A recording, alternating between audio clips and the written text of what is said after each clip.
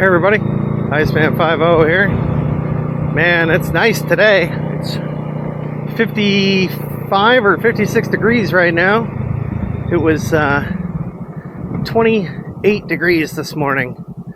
It's one of those days, you know, I keep saying, like, you want to ride at 55, you got to ride at 25. It's just how it is in Chicago at the moment. Anyways, a couple of updates. I recorded a motovlog when I went out to lunch, but there was something up with the audio. I don't know. So this time I've got the backup file going on the transmitter. So some updates this weekend. Me and Trevor and Grunkle Billy. You saw him if you watched one of my the first Ford Ranger video I did. He's helping me out. He's a good buddy. We're working on Trevor's the differential cover. It was leaking. Something wicked on the Asian Ranger. So the three of us went out and it wasn't Saturday. It was Sunday because it was like 25 on Saturday and it was like 45 on Sunday, so we're like, nah, let's just wait till tomorrow. So we did that, and what else?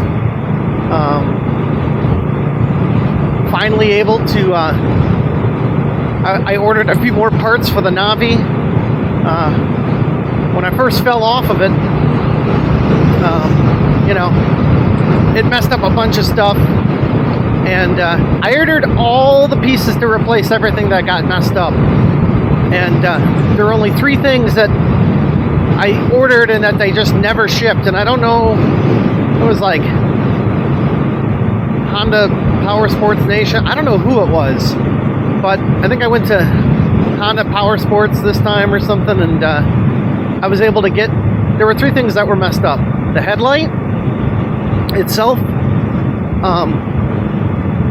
The front brake and the throttle cable up here where it bends, and I was able to get all of those for like those 3 things for like $35. Pretty cheap. The headlight was like $12. The throttle cable was like $3, and the lever was like $3 or $4. The Navi parts are super cheap, so we got some of that coming. Once it starts getting warmer here, we can start working on bikes again. You know, that'd be nice. So, you know, that's one of the reasons I got the Ranger this winter, is put out a little bit of content. You know, a lot of the motorcycle guys on YouTube, including myself, you know, there's not much to work on or do in the winter. I don't have a garage, so I can't really do anything inside. But yeah, the truck's worked out pretty good. What else? Oh, my when I went and changed the my headlights in the truck to LED headlights. If you guys watched it, I couldn't get the battery out. The battery hold-down screw stripped out. It was rusted in there. And I knew it was going to be a problem. I'm like, well, that's a future me problem. So I went and ordered a bolt extractor, and I was able to get it out. And then I just kind of put some anti-sneeze back on it and put it in lightly, you know, just so the battery wouldn't fall out. I mean, not like it's going anywhere anyways. But and then last week, it was last Friday, I went to go start the truck and it was like click, click, click, and I'm like, no, I knew this was coming. This was in case the battery dies, and I made it all winter with that battery. It even cranked when it was like -10 outside. I don't know. It just finally gave up. So I got a interstate battery. There's a parts store out here called Bumper to Bumper. They're all over the country, I think, and we get a Fermi discount. So was like 156 bucks with my discount, which, funny enough, is like $25 cheaper than their house battery. I don't know, whatever. But we replaced that on Saturday. I had no option. You know, it was like 20 something. I was like, well, I gotta replace the battery. I didn't film that, so it was cold. So, but and then Trevor and I have been working on the 350.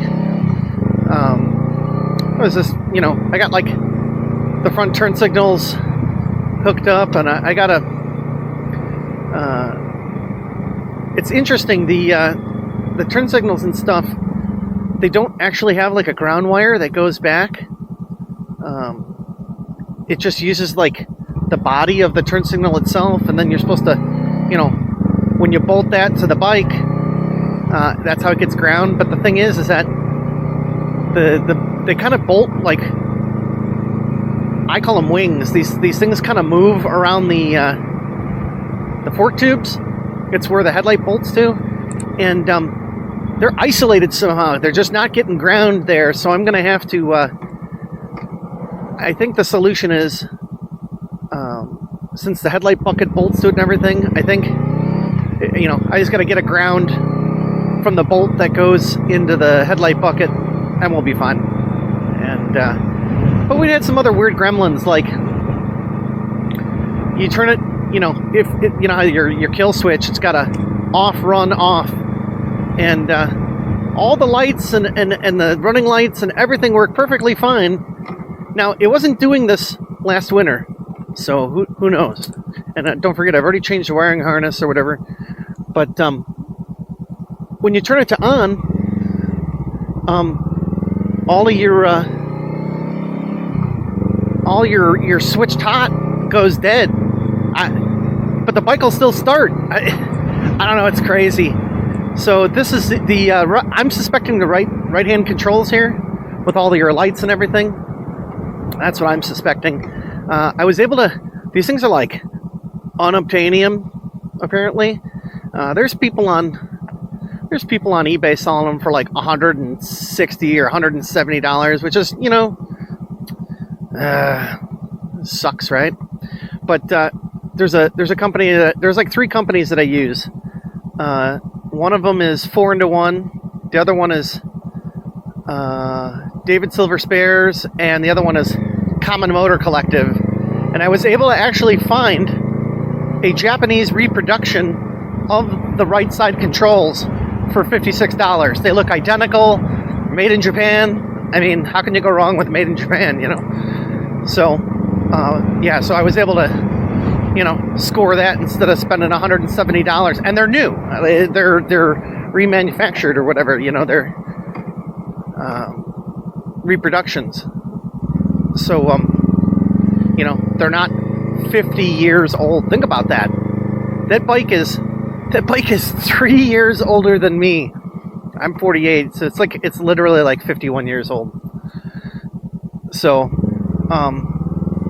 anyways, we're kind of working on that. We got some parts for that. What else did I do to that? We did something else. I'm trying to remember. I don't know. We did a few things. We threw some seafoam in the tank, and we got it running pretty good. Oh, we replaced the front brake pads on it, which it needed. The pads were stuck in the caliper, and they weren't retracting, and they were kind of like dragging, and it was annoying. Anyways, fixed all that. So we got more on that coming. You know, we took when it was like nice, like not this last weekend, but maybe the weekend before that. Like I said, we worked on it. But yeah, that's about it. But we got more parts coming for the Navi. We got some upgrade parts for the Navi. I did get one of those rolling wrench CDIs too. That'll be awesome. Hoping I get some more power out of it. And it looks like I kept telling you guys about these you know, surprise items that I ordered. It looks like we're probably not gonna get, me and my buddy Jeff, it looks like maybe we're not gonna get one of them. I don't know. Like I said, customs are they're assholes. So, but I should be getting the other thing that him and I ordered. He got both of them, and he's just got to ship mine to me. So, but yeah, so that's where we're at. More stuff to come as it gets warmer, hopefully soon. You know, next couple of weeks, and it's going to be a lot nicer. So, but anyways, all right, guys. I guess we'll see you on the next one, and you guys following along with the Asian Ranger. I'm editing that diff cover install. I started yesterday, so keep an eye out for that. All right, guys. We'll see you on the next one. All right, easy.